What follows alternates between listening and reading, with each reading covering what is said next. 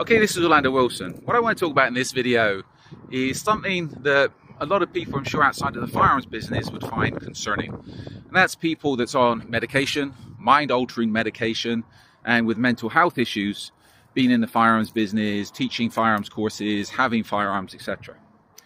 Now, I'm not going to discuss such things as relation to the United States in this video, because as far as drugs and firearms are concerned, and mental health, the United States is a little bit unique.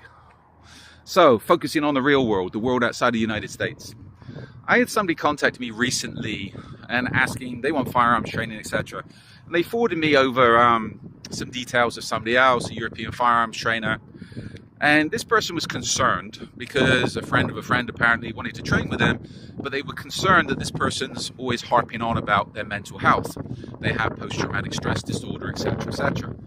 And they asked me, do I find that concerning? I said, of course. To me, anybody that's on medications that has a mental health issue should not be around firearms. But this gentleman who's a trainer was talking about his post-traumatic stress disorder and all this girly stuff.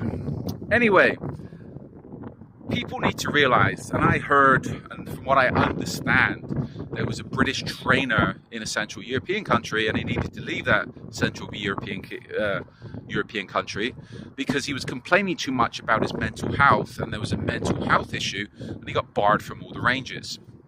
You know what? In a lot of European countries, and a lot of other countries in the world outside of America, if you have a mental health problem, or if you're on medications, you cannot be around firearms. If the police or those issuing the firearms find out that you do have mental health issues or you are on medication, you know what? You'll be getting a knock on the door. If you're on medications, it wouldn't surprise me if the doctors are obliged to call the police and tell them. You'll be getting a knock on the door, and all your firearms will be being confiscated until you're better. So this is where a lot of people, I look at a lot of these instructors that's talking about how they have mental health issues, how they battled post-traumatic stress disorder. Okay, that's well and good for trying to get sympathy from people to do and get people to do your courses.